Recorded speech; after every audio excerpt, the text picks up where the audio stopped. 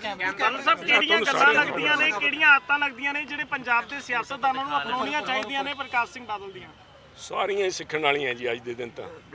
ਅੱਜ ਤਾਂ ਸਿਆਸਤ ਦਾ ਜਿਹੜਾ ਸਿਆਸਤ ਦਾ ਜੋ ਜਲੂਸ ਨਿਕਲਿਆ ਹੋਇਆ ਅੱਜ ਦੇ ਦਿਨ, ਹਮੇਸ਼ਾ ਕਹਿੰਦੇ ਹੁੰਦੇ ਸੀ ਜਦੋਂ ਵੀ ਕਦੇ ਮਿਲੇ ਗੱਲਬਾਤ ਹੋਈ ਹੈ, ਜਾਖੜ ਸਾਹਿਬ ਪਾਲਿਸੀਜ਼ ਦੇ ਉੱਤੇ, ਪਾਰਟੀ ਦੇ ਉੱਤੇ, ਮੁੱਦਿਆਂ ਦੇ ਉੱਤੇ ਕ੍ਰਿਟਿਸਾਈਜ਼ ਕਰੋ, ਨਿੱਜੀ ਤੌਰ ਤੇ ਕਿਸੇ ਤੇ ਗੱਲਾਂ ਕਰਨੀਆਂ ਰਾਜਨੀਤੀ ਦਾ ਜਮਾ ਹੀ ਕਹਿੰਦਾ ਇਹਦਾ ਬੇੜਾ ਗਰਕ ਹੋ ਜਾਊਗਾ। ਆਪਾਂ ਨੂੰ ਸਾਰਿਆਂ ਨੂੰ ਰਲ ਕੇ ਲੋਕਾਂ ਨੂੰ ਇਹ ਕਰਨਾ ਚਾਹੀਦਾ। ਆਹ ਸਭ ਇੱਕ ਮੇਰੇ ਵਾਸਤੇ ਇੱਕ ਯਾਦਗਾਰ ਹੈ। ਆਹ ਇਕੱਲੇ ਆ ਹੀ ਨਹੀਂ, ਜਦੋਂ ਇਸ ਤੋਂ ਪਹਿਲਾਂ ਉੱਥੇ ਹੋਈ ਕਈਆਂ ਨੇ ਕਾਂਗਰਸੀਆਂ ਨੇ ਜਾ ਕੇ ਸ਼ਿਕਾਇਤਾਂ ਵੀ ਲਾਈ, ਕਿਉਂਕਿ ਮੈਂ ਉਹਨਾਂ ਦਾ ਅਗਰ ਕਿਸੇ ਰਾਜਨੀਤਿਕ ਲੀਡਰ ਦੇ ਗੋਡੀ ਹੱਥ ਲਾਂਦਾ ਸੀਗਾ ਉਹ ਹਾਂ ਬਿਲਕੁਲ ਬਿਲਕੁਲ ਉਹ ਬਾਦਲ ਸਾਹਿਬ ਸੀਗੇ। ਜਾਖੜ ਸਾਹਿਬ ਅੱਜ ਦੇ ਸਰਗਰਮ ਸਿਆਸਤਦਾਨਾਂ ਨੂੰ ਬਾਦਲ ਸਾਹਿਬ ਤੋਂ ਕੀ ਸਿੱਖਣ ਦੀ ਲੋੜ ਹੈ? ਤੁਹਾਡਾ ਤਜਰਬਾ ਕੀ ਕਹਿੰਦਾ? ਕੋਈ ਇੱਕ ਅੱਧਾ ਗੁਣ ਹੀ ਸਿੱਖ ਲੈਣ ਉਹਨਾਂ ਤੋਂ, ਉਹਦੇ ਨਾਲ ਤਰ ਜਾਣਗੇ। ਅੱਜ ਤਾਂ ਸਾਰੀ ਘਾਟ ਹੀ ਘਾਟ ਹੈ ਸਭ, ਕੋਈ ਕਿਸੇ 'ਚ ਕੋਈ ਮੈਂ ਚੀਜ਼ ਨਹੀਂ ਦੇਖੀ ਆ। ਲੋਕਾਂ ਨੇ ਕਾਂਗਰਸੀਆਂ ਨੇ ਜਾ ਕੇ ਉੱਥੇ ਲੀਡਰਸ਼ਿਪ ਨੂੰ ਦੇਖੋ ਜੀ, ਜਾਖੜ ਦਾ ਬਾਦਲਾਂ ਨਾਲ ਰਲ ਗਿਆ ਜੀ, leader of opposition, chief minister ਦੇ ਗੋਡੀ ਹੱਥ ਲਾਈ ਜਾਂਦਾ। ਜਦੋਂ ਕੋਈ ਗੋਡੀ ਹੱਥ ਲਵਾਉਣ ਵਾਲੇ ਦਾ ਬਣੋ, ਕੋਈ ਚੀਫ ਮਿਨਿਸਟਰ ਦੇ ਅਹੁਦੇ ਤੋਂ ਨਹੀਂ, ਉਸ ਸ਼ਖਸੀਅਤ ਦੇ ਗੋਡੀ ਹੱਥ ਲਾ ਰਹੇ ਸੀਗੇ ਸਭ। ਜਾਖੜ ਸਾਹਿਬ ਸਭ ਤੋਂ ਵਧੀਆ ਆਦਤ ਕੀ ਲੱਗਦੀ ਸੀ ਤੁਹਾਨੂੰ ਬਾਦਲ ਸਾਹਿਬ ਦੀ? ਹਲੀਮੀ ਸਾਹਿਬ, ਹਲੀਮੀ ਉਹਨਾਂ ਦੀ, ਨਿਮਰਤਾ, ਲੋਕਾਂ 'ਚ ਵਿਚਰਨਾ ਉਹਨਾਂ ਦੀ ਖੁਰਾਕ ਸੀਗੀ। ਸਭ याद मेरे 20 साल के एक्टिव पॉलिटिक्स के अंदर मैं समझता हूँ ये मेरे बहुत बड़ी खुशकिस्मती है कि मुझे बादल साहब के इस काम, उनके कार्यशैली, उनकी छाया में, चाहे वो सत्ता में थे चाहे वो अपोजिशन में थे, उनके साथ उनकी देख रेख में काम करने का मौका मिला। ये मेरा बड़ा सौभाग्य है। और मैं तो ये कहता हूँ कि देखिए, द्रोणाचार्य का नाम सबने सुना है। महाभारत में पांडवों और कौरवों सारों के गुरु थे वो, पर पांडवों और कौरवों के अलावा भी उनका एक शिष्य था, वो था एकलव्य। क्योंकि वो उनके साथ बैठ के उसको शिक्षा नहीं दी जा रही थी, तो उसने दूर बैठ के उन्हें अपना गुरु माना और उनसे सीख के उन्होंने धनुर्विद्या ऐसी बढ़िया सीखी कि अर्जुन खुद डरने लग गया था। तो मैं समझता हूँ वो, मैं शायद एकलव्य तो नहीं, ना ही मेरे को गुरु दक्षिणा देने की उन्होंने इतना मौका दिया, और उनसे जो सीखा है मैंने, मेरे राजनीतिक जीवन में चंद लोगों की बदौलत में 20 साल राजनीति में बना रहा नहीं। मैं समझता हूँ राजनीति कब की छोड़ के चला गया होता। उसमें अगर बहुत बड़ा योगदान किसी का है तो बादल साहब का है, और एक दो चंद लोग और हैं जिनकी बदौलत में ये राजनीति में बना रहा। उनसे कितनी भी तीखी तकरारें हुई, क्योंकि जिस दौर में मैं लीडर ऑफ अपोजिशन था 12 से लेकर 17, वो तो मेरे ख्याल उस समय इतना ज़्यादा विरोधाभास था।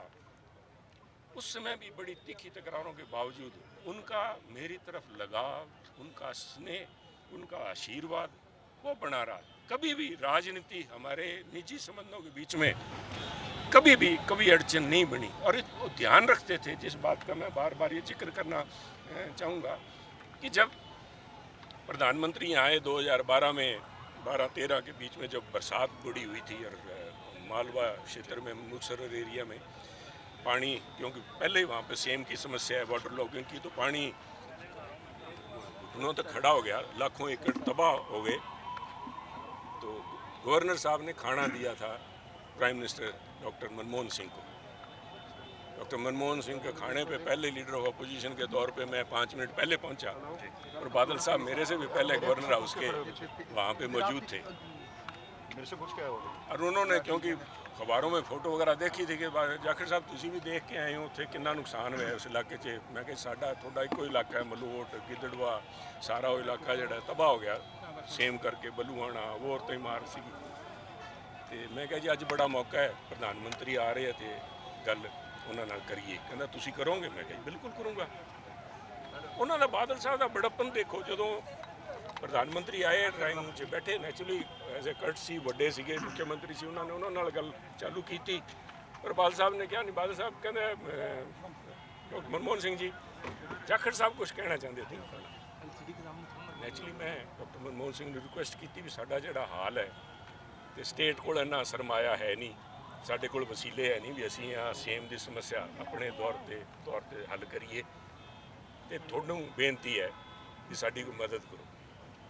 ਉਹਦੇ ਬਾਅਦ ਬਾਦਲ ਸਾਹਿਬ ਨੇ ਆਪਣੀ ਗੱਲ ਰੱਖੀ, ਉਹਨਾਂ ਨੇ ਵੀ ਇਹੀ ਗੱਲ ਕਹੀ ਵੀ ਸਾਡਾ ਬਹੁਤ ਵੱਡਾ ਨੁਕਸਾਨ ਹੋ ਰਿਹਾ ਇਸ ਇਲਾਕੇ ਦਾ।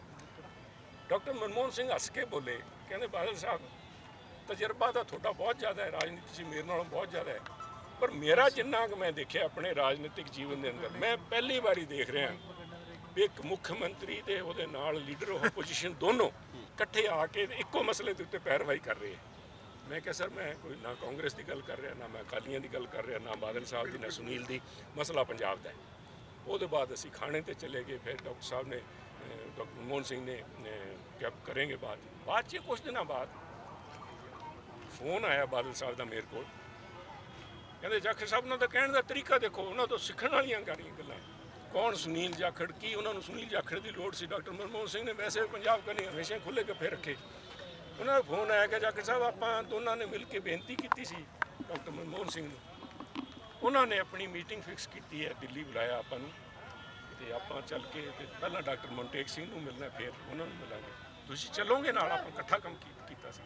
ਮੈਂ ਕਿਹਾ ਸਰ ਤੁਸੀਂ ਮੇਰਾ ਹੁਕਮ ਕਰੋ, ਜਦੋਂ ਦੱਸ ਦਿਓਗੇ ਡੇਟ ਦੱਸ ਦਿਓ, ਮੈਂ ਹਾਜ਼ਰ ਹੋ ਜਾਊਂਗਾ। ਕਹਿੰਦੇ ਅੱਛਾ ਮੈਂ ਫਿਰ ਤੁਹਾਨੂੰ ਇਨਫੋਰਮ ਕਰ ਦੇਣਾ ਕਿ ਦਿਨ ਚੱਲਾਂਗੇ। ਫੋਨ ਰੱਖਤਾ। ਉਹਦੇ ਬਾਅਦ ਜੋ ਵਾਪਰਿਆ ਨਾ ਸਾਹਿਬ, ਉਹ ਇੱਕ ਰਾਜਨੀਤਿਕ ਕਹਿੰਦੇ ਨਾ ਜਿੱਥੇ ਖਰਾ ਤੇ ਖੋਟਾ ਚੈੱਕ ਕਰਦੇ, ਟੱਚ ਸਟੋਨ ਬਣਨਾ ਰਾਜਨੀਤੀ ਦਾ। ਫੋਨ ਆਇਆ 2 ਮਿੰਟ ਬਾਅਦ, ਹੱਸ ਕੇ ਜਿਵੇਂ ਕਹਿੰਦੇ ਚੋ ਸਾਹਿਬ ਤੁਸੀਂ ਹਾਂ ਤਾਂ ਕਰਤੀ ਮੇਰੇ ਨਾਲ ਚੱਲਣ ਦੀ, ਪਰ ਮੇਰੀ ਤੁਹਾਨੂੰ ਬੇਨਤੀ ਹੈ, ਜਿਵੇਂ ਕਹਿੰਦੇ ਸੀ ਕਿ ਮੇਰੀ ਬੇਨਤੀ ਹੈ ਥੋੜਾ ਗੌਰ ਕਰ ਲਓ, ਕਿਤੇ ਤੁਹਾਡਾ ਮੇਰੇ ਨਾਲ ਜਾਣ ਕਰਕੇ ਰਾਜਨੀਤਿਕ ਨੁਕਸਾਨ ਨਾ ਹੋ ਜੇ। ਮੈਂ ਕਿਹਾ ਮੇਰਾ ਰਾਜਨੀਤਿਕ, ਕਹਿੰਦੇ ਨਹੀਂ ਤੁਹਾਡੇ ਵਾਲੇ ਪਾਰਟੀ ਵਾਲੇ ਪਹਿਲਾਂ ਹੀ ਤੁਹਾਡੇ ਮਗਰ ਡਾਂਗਾਂ ਕੱਢੀ ਫਿਰਦੇ ਆ, ਤੇ ਉਹਨਾਂ ਨੇ ਕਰ ਦੇਣਾ ਵੀ ਬਾਦਲਾਂ ਨਾਲ ਰਲਿਆ ਤੇ ਨੁਕਸਾਨ ਹੋ ਜਾਊਗਾ। ਤੁਹਾਨੂੰ ਨਹੀਂ ਤੁਸੀਂ ਕਿਹਾ ਤਾਂ ਮੈਂ ਕਿਹਾ ਨਹੀਂ ਸਰ ਮੈਂ ਐਡਾ ਕੋ ਕਮਜ਼ੋਰ ਨਹੀਂ, ਨਾ ਹੀ ਮੈਨੂੰ ਕੁਰਸੀ ਦੇ, ਨਾ ਹੀ ਮੈਂ ਮਾਈ ਕੌਨਸ਼ੀਅੰਸ ਇਜ਼ ਕਲੀਅਰ। ਪੰਜਾਬ ਦੀ ਗੱਲ ਕਰਨੀ ਹੈ, ਠੋਕ ਕੇ ਕਰਾਂਗੇ ਜੀ ਕੁਰਸੀਆਂ ਮੈਂ ਠੁੱਡੇ ਤੇ ਰੱਖਦਾ। ਕਹਿੰਦੇ ਨਹੀਂ ਤੁਸੀਂ ਆਪ ਉਹ ਜਿੱਤਾਂ ਦੀ ਗੱਲ ਕਰੀ ਹੈ ਨਾ, ਮੈਂ ਜੋ ਹੈ ਜੀ ਮੈਂ ਜਿਸ ਤਰ੍ਹਾਂ ਹਾਜ਼ਰ ਹਾਂ ਮੈਂ ਕਿਹਾ ਠੀਕ ਚੱਲਾਂਗੇ। ਅਸੀਂ ਸਭ ਗਏ, ਡਾਕਟਰ ਮਨਟੇਕ ਸਿੰਘ ਆਹਲੂਵਾਲੀਆ ਨਾਲ, ਉੱਥੇ ਵੀ ਉਹਨਾਂ ਨੇ ਵੀ ਇਹ ਕਿਹਾ ਵੀ ਪਹਿਲੀ ਵਾਰੀ ਅਜੂਬਾ ਦੇਖ ਰਹੇ ਹਾਂ ਵੀ ਲੀਡਰ ਆਫ ਆਪੋਜੀਸ਼ਨ ਤੇ ਚੀਫ ਮਿਨਿਸਟਰ ਇਕੱਠੇ ਆਏ ਹੈ। 1200 ਕਰੋੜ ਰੁਪਏ ਸੈਂਕਸ਼ਨ ਕੀਤੇ। ਸਾਡੀ ਮੀਟਿੰਗ ਪ੍ਰਧਾਨ ਮੰਤਰੀ ਨਾਲ ਸੀ, ਉਸ ਦਿਨ ਕੋਈ ਫੋਰਨ ਡੈਲੀਗੇਸ਼ਨ ਆ ਗਿਆ, ਉਹ ਹੋ ਨਹੀਂ ਸਕੀ, ਪਰ 1200 ਕਰੋੜ ਰੁਪਏ ਸੈਂਕਸ਼ਨ ਕੀਤੇ।